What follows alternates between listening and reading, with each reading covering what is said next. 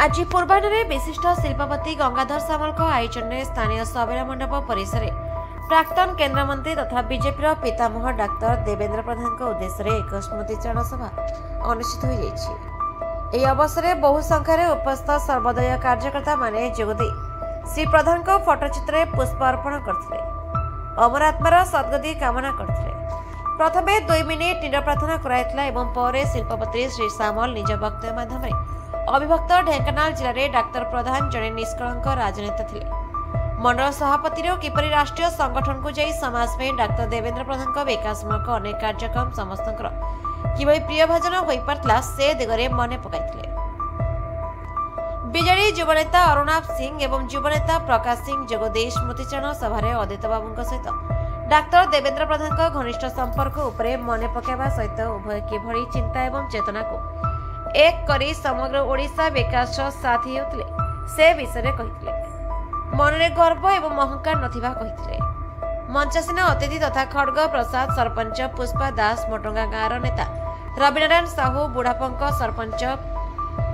बुढ़ापंक पूर्वतन सरपंच उत्सव देहुरी युवनेता अशोक धीर महेश्वर बेहरा प्रकाश सिंह प्रमुख सभा स्मृतिचारण करते। विभिन्न इलाकार विभिन्न दलर शताधिक कर्मी नेता बुद्धिजीवी सचेतन नागरिक व्यवसायी सांबादिक आदि जोगदे सभा कार्य को सफल करते।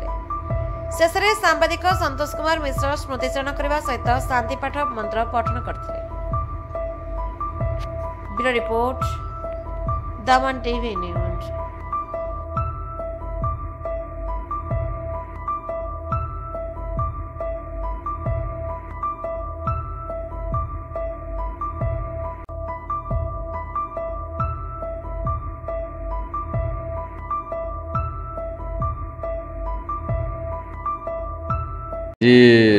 सम्मान्य डॉक्टर देवेंद्र प्रधान बहरपाल ब्लॉक गोटे साधारण माने सर्वदलीय श्रद्धांजलि सभा अनुष्ठित है। सभा को ये अंचलर समाजसेवी तथा शिल्पपति गंगा आयोजन करथिले।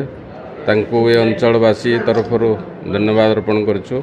और डॉक्टर देवेंद्र प्रधान आज जो भारतीय जनता पार्टी ओडिशार जड़े विश्वकर्मा आज जदि ओडिशार सरकार होते तांकर अतुलनीय अवदान आज से आज ओडिशा रे भारतीय जनता पार्टी सरकार करिवारे तांकर अग्रणी भूमिका रही। आउ सबुदिन पई आम भारतीय जनता पार्टी मौसार शब्द हजिगला से मो व्यक्तिगत हिसाब रे दुख प्रकाश करुछि। आगामी दिन में तांकर जो छाड़ी जाइथिबा शून्यता को आमर युवपीढ़ी यदि पूरण करी सही भली जड़े भल मनीष हो पारिबे तांकर प्रति एटा श्रेष्ठ श्रद्धांजलि हब।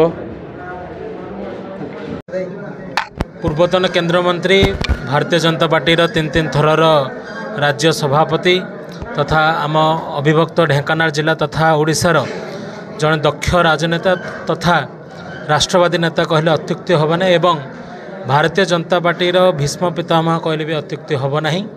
डॉक्टर देवेंद्र प्रधान को गत 17 मार्च 2025 तारीख में वियोग घटी एवं तांकरी स्मृतिचारण उद्देश्य रे आजिर यही बहरपाल सबेरा मंडप ठारे विशिष्ट शिल्पपति समाजसेवी तथा मोर पूज्य श्रीजुक्त गंगाधर सामलकर नेतृत्व में सर्वदलीय श्रद्धांजलि सभा अनुष्ठित होता जो थे कि आम बहरपाल अंचल तथा पाख ओडापड़ा ब्लॉक विभिन्न पंचायत सरपंच समिति सभ्य समस्त जोग देइथिले।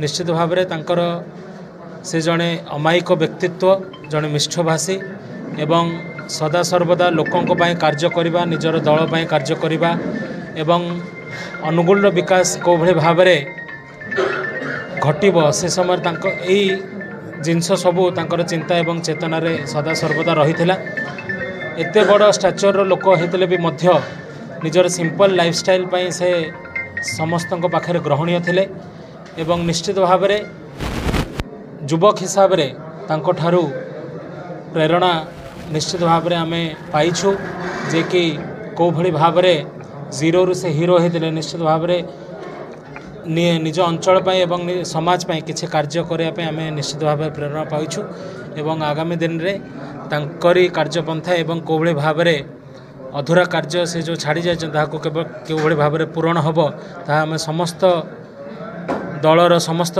विशिष्ट व्यक्ति मिसी आम अंचल कार्य करूँ। आज बणपाल्ठारे डॉक्टर देवेंद्र प्रधान को वियोग में सर्वदलीय श्रद्धांजलि सभा अनुष्ठित होगा।